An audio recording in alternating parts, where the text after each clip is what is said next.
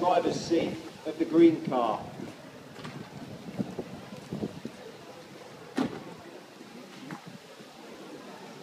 The Specialist Rescue Unit doesn't attend fires, it attends all sorts of other rescues around the county, and a big part of the rescue team's work is road traffic collisions.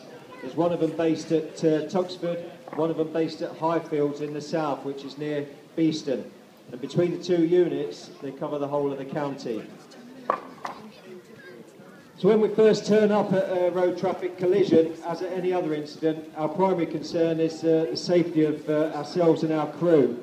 So we have to manage the scene. Hopefully there'll be police in attendance who can assist with cordoning off, but quite often we'll be in attendance initially, and we'll have to think about shutting roads off or cordoning roads off, shutting lanes on the A1, etc. So once we've assessed the scene and it's safe for us to work, then we can actually get on with the work in hand. They'll do a primary survey, which is what Mac just did, the chap in the white surcoat. He'll be in charge of the incident, and he'll be recognised by this white surcoat.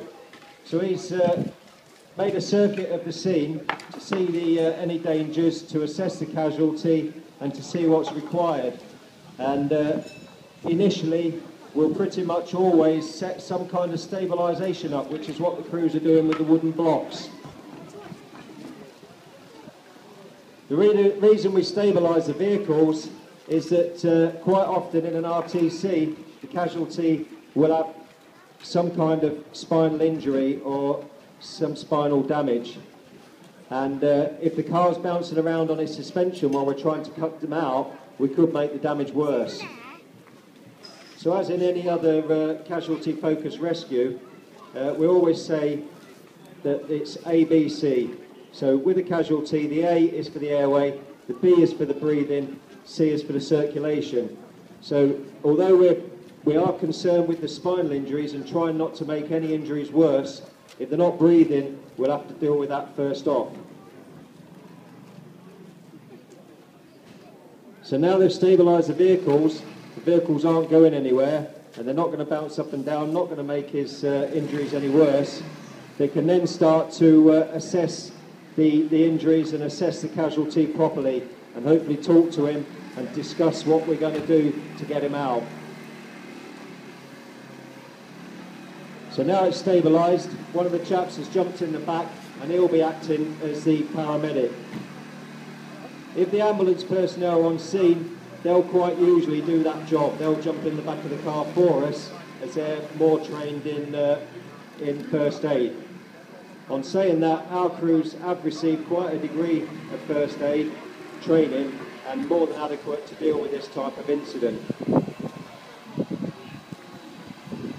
So now they've done the scene safety, they've stabilised the vehicle, they've assessed the casualty, they've got a casualty handler in. Now what they're going to do is manage the glass.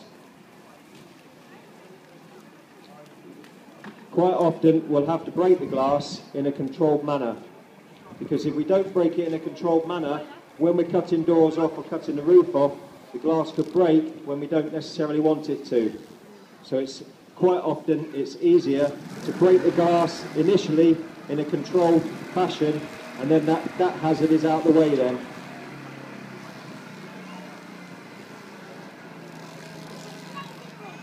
While the teams are managing the glass, with modern vehicles now, with having so many safety features such as seatbelt restraint systems and airbags on the steering wheels, airbags on the curtains, airbags behind the seats, these are safe for the driver in an RTC, but they can quite often provide their own problems with us cutting the vehicle if they go off unexpectedly.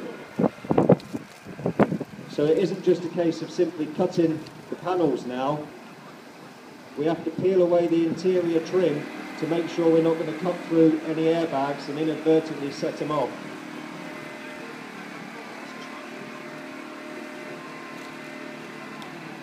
You can see where all the kit's situated. That's what we call a tool dump. One or two of the guys will get a tool dump set up, and that's where we try and keep replacing the tools we're not using onto the tool dump to keep the area safe from trips.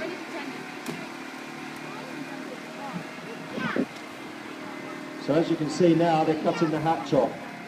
It looks like they're going to do a full roof removal, and it's easier to start with if they get the hatch right out of the way. That way they've not got the glass to worry about on the hatchback, and the door, which is quite heavy, is totally removed from the scenario.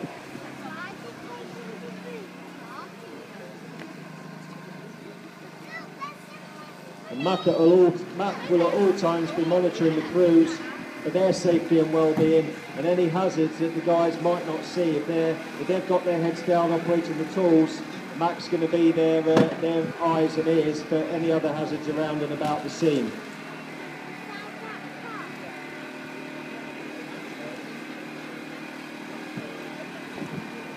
You can see the blue teardrop that one of the chaps is holding. We call them teardrops, and that's our hard protection. So we've got the teardrop as our hard protection, and the salvage sheets as our soft protection. So when they're cutting, these teardrops can be used to form a barrier between the tool and the casualty, so we don't inadvertently cut someone's fingers off or pinch their skins, etc.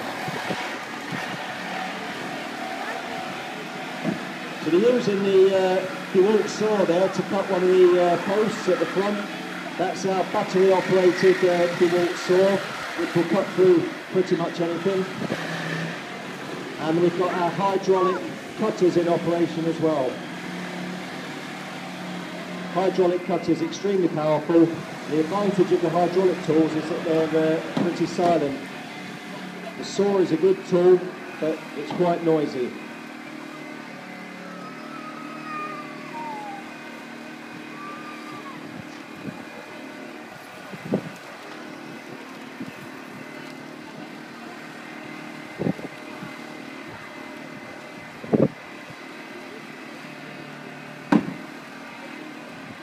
You'll see on the off side of the vehicle, on the driver's side of the vehicle, they're taking the door off.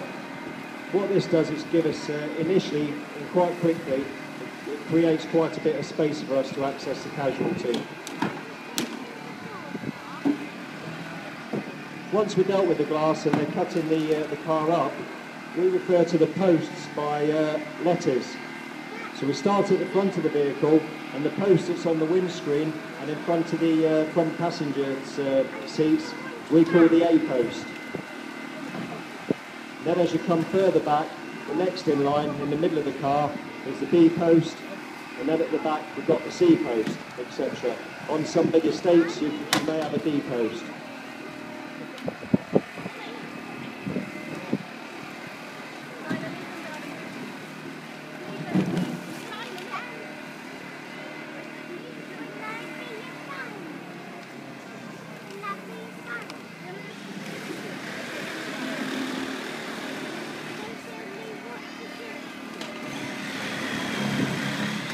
While all this noise and commotion is going off, there'll be someone with the casualty at all times, maintaining their spine and reassuring them, telling them what we're doing.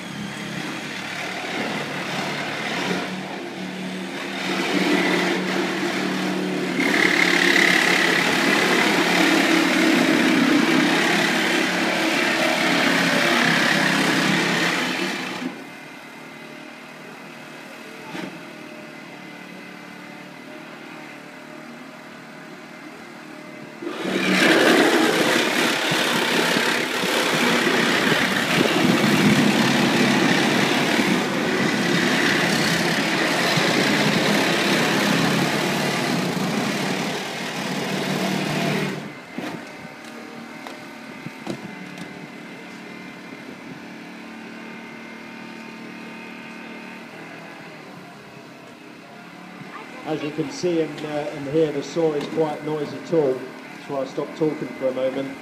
If you can imagine being the casualty inside the car, it can be quite a scary experience. So we'll always try and encourage our crews to be talking to the casualty throughout the extrication. It's a bad enough experience anyway being involved in a collision, but when you've got this noise and crunching and cracking going on around you, it's very disconcerting.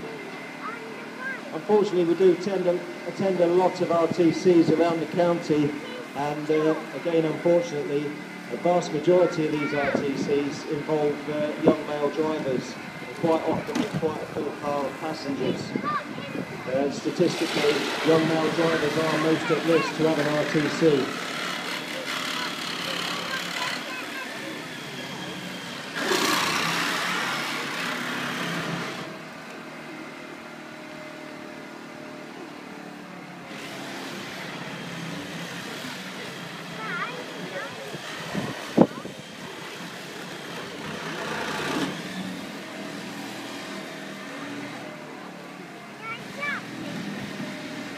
So it looks like now they're coming to an end of the cutting phase of the incident.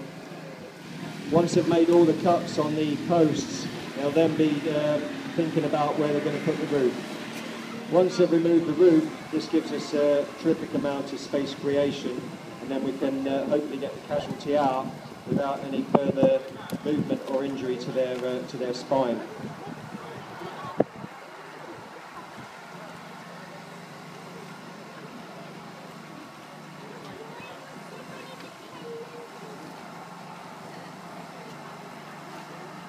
And that's going to be much nicer, particularly on a day like today, for the casualty and the rescuer.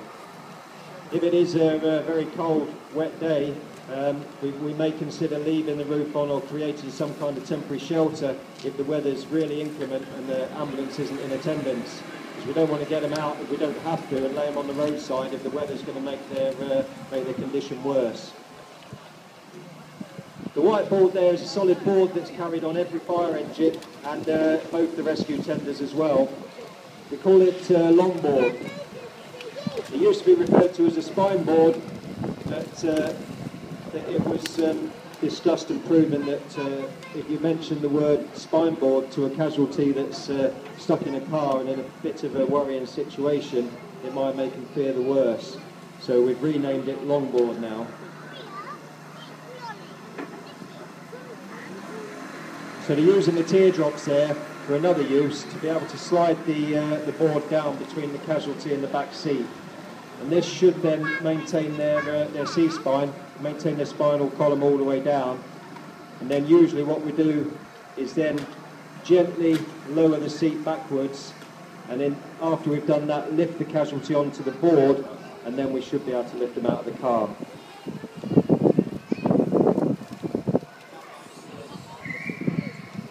This is a critical part of the rescue, and if a paramedic was on the scene, they'd have all their gadgets hooked up to the casualty to be monitoring their condition. You'd be monitoring their heart rate, their blood pressure, their fluid intake, and just to make sure that they're not going to go downhill as we lay them back.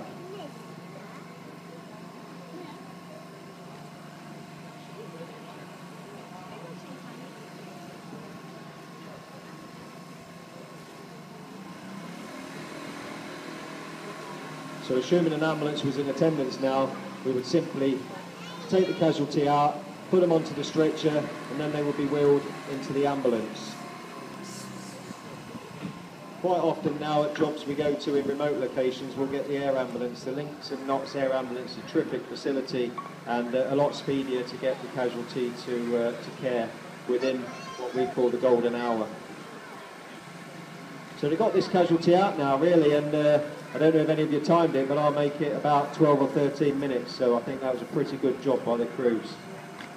Thank you very much.